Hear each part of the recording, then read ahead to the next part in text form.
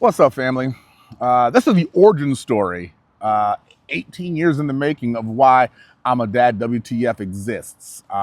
So about 18 or so years ago, about that, my wife and I lived in Napa. Don't get Napa City and Napa Valley confused. Napa Valley is Thomas Keller's fiefdom, right? You got R&D and Bouchon Bakery. You got what's that one called? Ad hoc. You got all that out there. That's like Yountville, St. Helena. That's the Calistoga. That's the Napa Valley.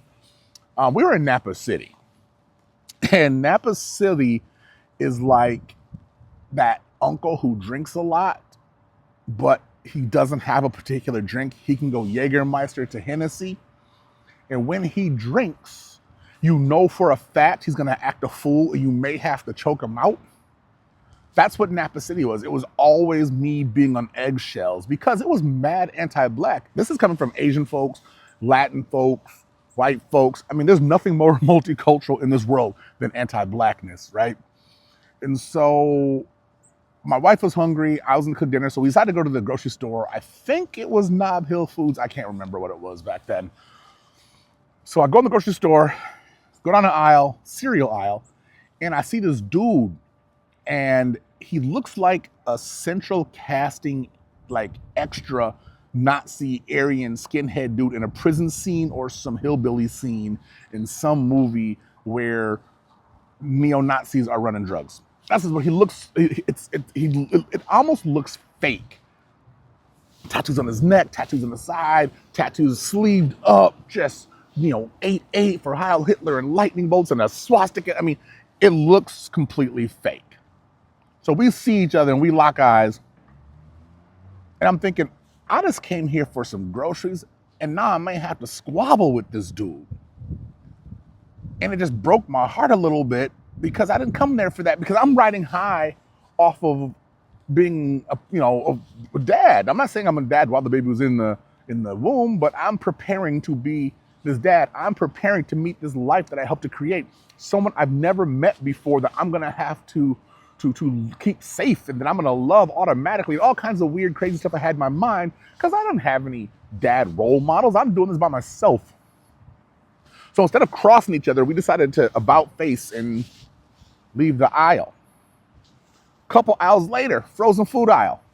He's there again. So let me tell you, I forgot, he's holding a baby who's kind of like grabbing onto him, holding here on his shoulder, and two little ones that are acting a fool at his feet. And I'm kind of like intrigued by that. I'm like, yo, to feel that, little kids at my feet, holding a kid, feeling this love. And I'm feeling the dad energy.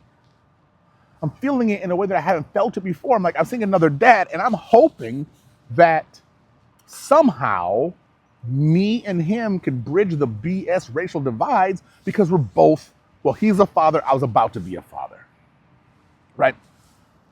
He's walking towards me, I'm walking towards him, and I see that, these kids are bumping around. One of the kids bumps his basket, and a couple things fall out of the hand basket. I walk over there, I was like, you know what, fuck it, it's gonna be what it's gonna be. I pick up the things and I put it in his basket. And I was like, looks like you got your hands full here, bro. I was like, you have a beautiful family. And he just goes, First of all, I never saw a white dude give the head nod, so I was kind of taking off my square a bit. But then I was like, did the ice melt?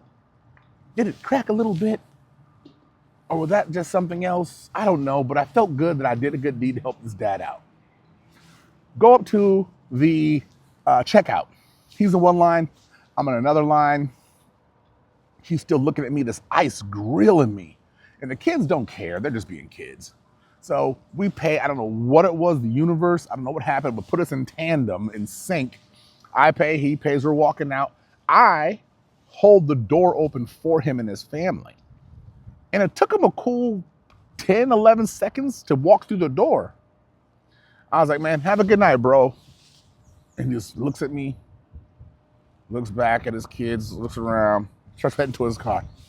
I tried. Naively, I thought that this dad thing that I was feeling would somehow translate into relationships with other men. It's completely naive. Like I said, I had no dad guidebook, no Hitchhiker's Guide to the Father's Galaxy. The meaning of life was 42 diapers. I don't know anything. I don't know what was happening. I was just feeling this feeling of absolute elation about being a dad. I get in my car. He comes driving by, stops, rolls down the window. You just see him just rip his like, fucking nigger, and then peels out of the parking lot. And I was devastated. I wasn't devastated because it's not like I haven't been called that name numerous times before, right? That's just the nature of being a black dude in the world.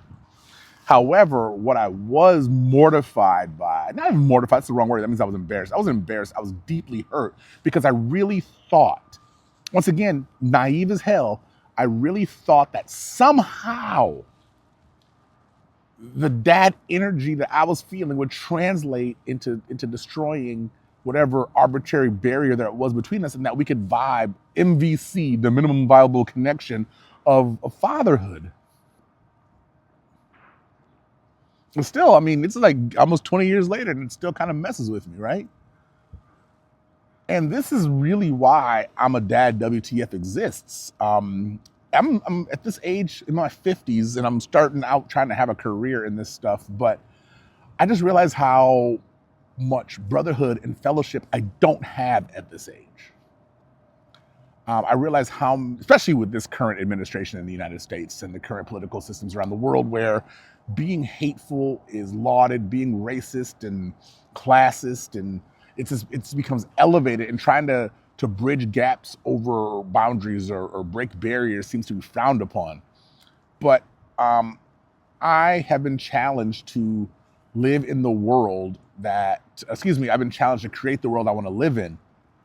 And I want to live in a world where people dig each other, where men can have fellowship and rock with each other without anything else in between that. If we have a legitimate beef, let's have the legitimate beef and work it out. But just because I'm black or I'm educated or you're not, or I have money and people don't, or other way around, whatever it is, that should not be a barrier, because we all love our kids. We love our kids. We want them to be, well, I want my daughter to have a billion uncles that are fantastic. So if I'm out the frame, she got people that she got backup on deck that can come and fill in.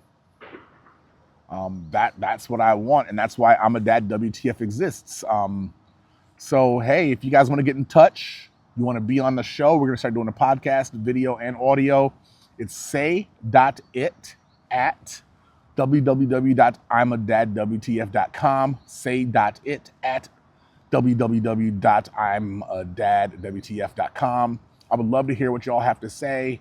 Just want to give y'all a little bit of the origin story of this platform. It's as much yours as it is mine. So hopefully we all start connecting and redefine not only what fatherhood is, what masculinity is, and what brotherhood is. All right, y'all. Peace out. Happy Thanksgiving to you all.